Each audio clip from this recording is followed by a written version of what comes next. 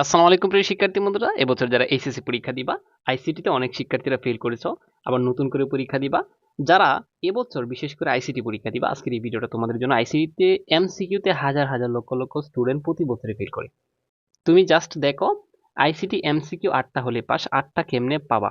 So আজকে আমি প্রথম অধ্যায় থেকে ভার্চুয়াল রিয়েলিটি থেকে মাত্র কয়েকটা এমসিকিউ দিবে, যদি আসে এগুলোর ভিতর থেকে আসবে। ঠিক আছে, সো কথা না বাড়িয়ে আমরা শুরু করে আসি। সো ভার্চুয়াল রিয়েলিটির যে শব্দের আক্ষরিক যে অর্থ, এটা কি? এটা মূলত কি? এটা হচ্ছে কৃত্রিম একটা বাস্তবতা, মানে কৃত্রিম ভাবে বাস্তব মনে করাকে কি বলা হয়? Virtual reality.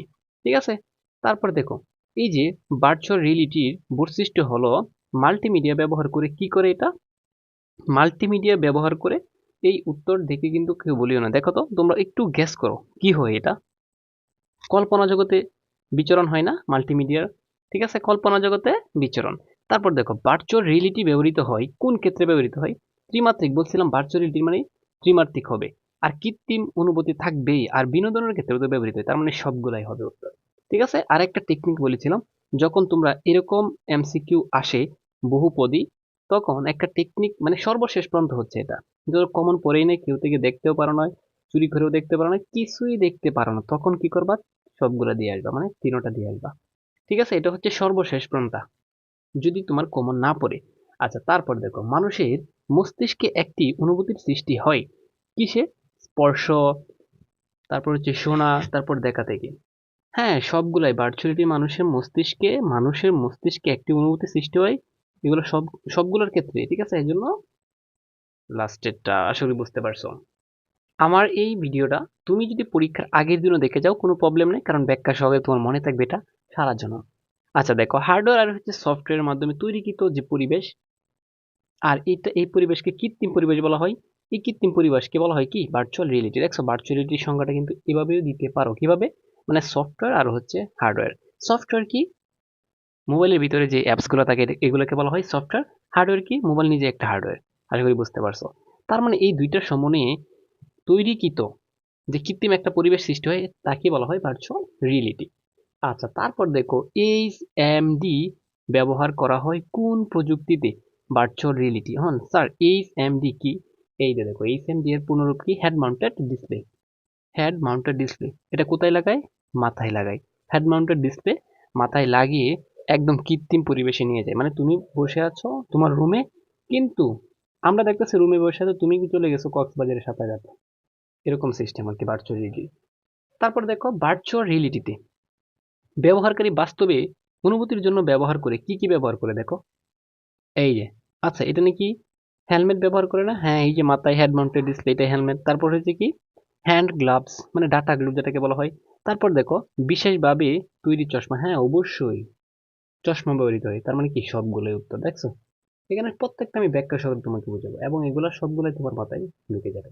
তারপর দেখো, এটা ভার্চুয়াল রিয়েলিটিতে নতুন রূপ কোনটা? এটা একটা ইম্পর্টেন্ট প্রশ্ন। আমি মনে করি এটা ভালো করে পড়বা তোমরা।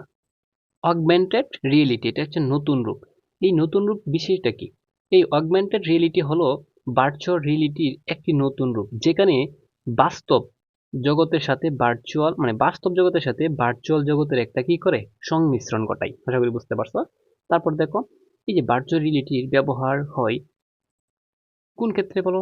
ব্যবসা বাণিজ্যের ক্ষেত্রে, ইমেল, ফ্রিল্যান্সিং, ফেসবুক। এই যে ব্যবসা বাণিজ্যের ক্ষেত্রে, যারা আমার লেকচারগুলো পূর্বে করছো, পেইড বেসে আসছো, তারা বুঝবা যে আমি যেগুলো দিয়েছিলাম এগুলোর ভিতরে থেকে আসছে। দেখছো, আর তারা তো, যারা দেখতেছো ভিডিওটা, তারা কিন্তু 100% পারবা। আমি, এটা আত্মবিশ্বাস আছে আমার। ঠিক আছে, তারপর দেখো, ভার্চুয়াল রিয়েলিটির মাধ্যমে বিমান পরিচালনার প্রশিক্ষণ নিচের কোনটি? আর বিমান চালানো, এই যে ফ্লাইট সিমুলেটর। ফ্লাইট কি? সিমুলেটর। বিমান যেখানে থাকবে, এখানে বিমান তো ফ্লাইট করে উড়ে, আর এটা কি উড়ার সিমুলেশন বা সিমুলেটর ব্যবহৃত হয়। ঠিক আছে, তারপর দেখো, বাস্তবে কোনো কাজ করার আগে কম্পিউটারে কৃত্রিমভাবে প্রয়োগ করে দেখাকে কি বলা হয়? মানে কোনো কাজ তুমি করতে গেছো, কিন্তু এর আগে কম্পিউটারে এটা প্রশিক্ষণ নিয়ে তারপর ওইটা করতে গেছে, একে বলা হয় কি? সিমুলেশন। সিমুলেশন। ঠিক আছে, তারপর দেখো, সামরিক প্রশিক্ষণ প্রদান করা যায়, এটা কি? ভার্চুয়ালিটির মাধ্যমে। যত প্রশিক্ষণ আছে, সামরিক প্রশিক্ষণ, বিমান বাহিনী প্রশিক্ষণ, সেনাবাহিনীর প্রশিক্ষণ, সবকিছু কি? Virtual reality. তারপর ভার্চুয়াল রিয়েলিটি, এটা খুব ইম্পর্টেন্ট। উচ্চ ক্ষমতা সম্পন্ন কম্পিউটার গ্রাফিক্স ব্যবহারের মাধ্যমে দূর থেকে পরিচালনা করার প্রক্রিয়া হচ্ছে এটা কি, টেলিপ্যাথি। মানে উচ্চ ক্ষমতা সম্পন্ন কম্পিউটারের গ্রাফিক্স দূর থেকে কোনো জিনিস কাছে নিয়ে আসাকে বলা হয় কি, টেলিপ্যাথি। ঠিক আছে। আচ্ছা, তারপর দেখো ভার্চুয়াল রিয়েলিটির এখানে যথেষ্ট হবে, এটা বুঝছো? ভার্চুয়াল রিয়েলিটি যথেষ্ট ব্যবহার শিখন ক্ষমতার উপর কিরূপ প্রভাব ফেলতে পারে, এটা হচ্ছে কি নেতিবাচক। ঠিক আছে, এটা হচ্ছে কি নেতিবাচক। আচ্ছা, এখন দেখো আমাদের একটা উদ্দীপক আছে, এই উদ্দীপকটা দিয়ে শেষ করে দিব। মাত্র কয়েকটা, আমি কি বলছি না যে কয়েকটা এমসিকিউ তুমি পরীক্ষার আগের দিনও যদি দেখে যাও তাহলে তোমার কমন পড়তে পারে। আচ্ছা দেখো, গুগল স্যার মাল্টিমিডিয়া ক্লাসরুমে প্রজেক্টর ব্যবহার করে সৌরজগৎ পড়ালেন। গুগলের স্যার মাল্টিমিডিয়া ব্যবহার করে সৌরজগৎ সম্পর্কে পড়াইছে শিক্ষার্থীদের। ঠিক আছে, শিক্ষার্থীরা ক্লাসের পড়া খুব ভালোভাবে বুঝলো। একটি ত্রিমাত্রিক, এই যে দেখছো উদ্দীপকে কি, ত্রিমাত্রিক কোনো কথা থাকলে, ত্রিমাত্রিক কোনো কথা থাকলে, আরো হ্যামলেট পড়া কথা থাকলে হ্যামলেট পড়াইছে। ঠিক আছে, এইগুলো কথা থাকলেই তো ভার্চুয়ালিটি। আমাদের কি উদ্দীপক আর পড়ার আছে? কোনো কিছু পড়ার দরকার নেই, আমার শুধু এই সুপার টেকনিকগুলো মনে রাখলে হবে। ঠিক আছে, তার মানে এটা ভার্চুয়ালিটি অটোমেটিক বুঝে ফেলছি। তারপর দেখো, প্রজেক্টরে সৌরজগতের যে চিত্র দেখানো হলো তা কি, তা মূলত কি ভার্চুয়ালিটি ত্রিমাত্রিক প্রযুক্তিতে তৈরি না? উত্তর শেষ। বুঝছো? প্রিয় শিক্ষার্থী বন্ধুরা, প্রতিটা টপিক্সের এইভাবে এমসিকিউ, আমি দেখো আমার পেইড কোর্সে যারা ভর্তি আছে প্রতিটা অধ্যায় থেকে আমি 500-র উপরে এমসিকিউ সলভ করাইছি শুধু ব্যাখ্যা সহকারে।